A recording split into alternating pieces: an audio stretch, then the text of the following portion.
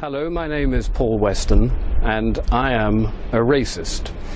I know I'm a racist because I'm told I'm a racist by a great deal of people.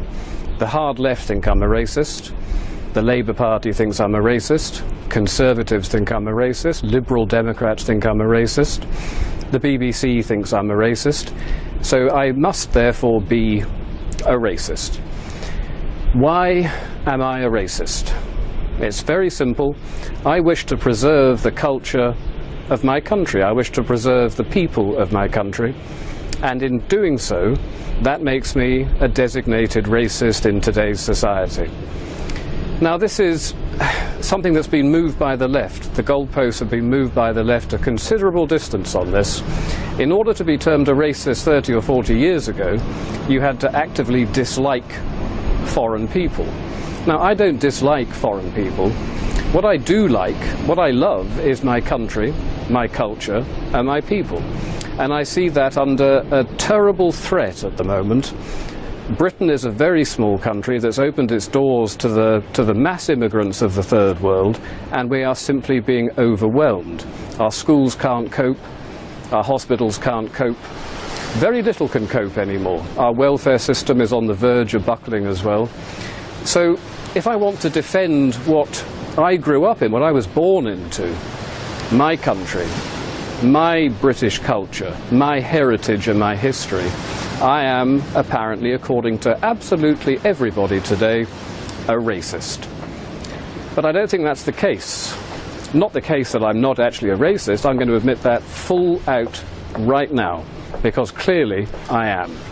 I've been told by so many people I am, it simply must be true. I'm probably also an Islamophobe.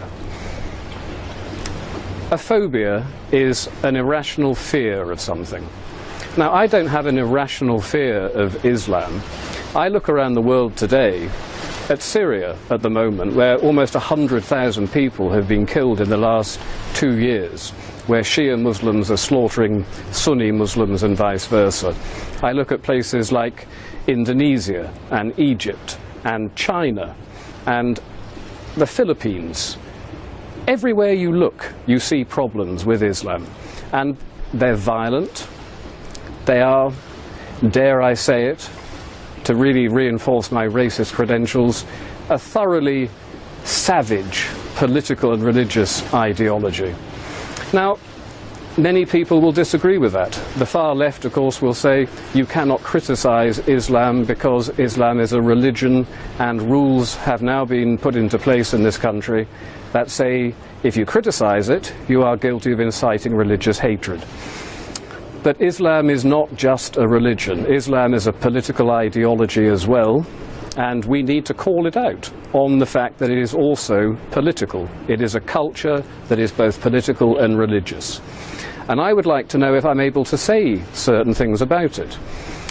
Do I think, for example, that stoning adulteresses to death is something that we should welcome in this country? Well, I don't think it is, so therefore I'm guilty of religious hatred by saying it. Do I think homosexuals should be hanged from cranes? No, I don't. I think it's backward, I think it's savage, and I think the people that do it are beyond the pale, quite frankly. And I'm not allowed to say these things because, of course, I'm again inciting religious hatred. So not only am I a racist, I'm also a religionist, apparently. But I'm not. You know, we have a huge problem in this country that is not going to go away. It's going to get worse and worse and worse. We as a people are declining as a demographic, and the Islamic population is growing 9 times faster than any other, and when I look to the future, I see a full-blown religious civil war occurring in this country. The unthinkable things that are going on in somewhere like Syria today will happen in this country before 2040, certainly before 2050, and I don't want Britain to turn into a country like that. So I'm going to denounce Islam as a backward, savage political and religious ideology. And to hell with what anybody thinks about that. Because if we don't do something about it, we are going to be involved in something that most people can barely even begin to imagine in Britain. Babies are beheaded in towns in Syria.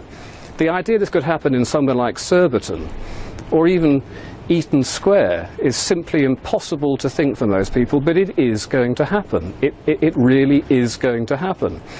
So we need to denounce it for what it is, and we need to start mounting some sort of defence against this. But the trouble with mounting a defence against it is that you get hit with the racist accusation. I'm not a racist, but. Well, here's the thing, I am a racist. If I want to avoid a civil war happening in my country, I am prepared to accept being called a racist. And you should be prepared to accept being called a racist as well. Let's all just say, yes, we're dreadful, dreadful racists, and let's start denouncing an ideology that is the most primitive, backward, savage ideology that we've willfully imported into this country by the left, by people like Tony Blair, who did it deliberately in order to undermine our culture, our people, our country, my country. They did it deliberately. And then they said, you're not allowed to actually argue with us about this. Well, I'm arguing with you about this, Mr. Blair, and I'll tell you something. You denounced, you repealed the treason law shortly after you came into power. I think you committed treason, Mr. Blair. I think you committed treason when you said we are going to import the third world in order to rub the noses of the right in diversity. To me, that's treason. Your principal duty is to uphold the best interests of the people of this country. The idea that you deliberately set out to undermine us and to subvert us is an act that's criminal. It doesn't matter that you repealed the laws, those laws can be brought back. And one day, Mr. Blair, you will be tried for treason, along with the rest of your cabinet and every single high-ranking Labour politician that allowed this criminal act to happen. And I'm going to tell you this. It doesn't matter that you can perhaps prosecute me for racism or inciting religious hatred. I don't believe in that. I believe only in one thing, the defence of my country, the defence of my people, the defence of my culture. And everything else can just go to hell. I am a racist.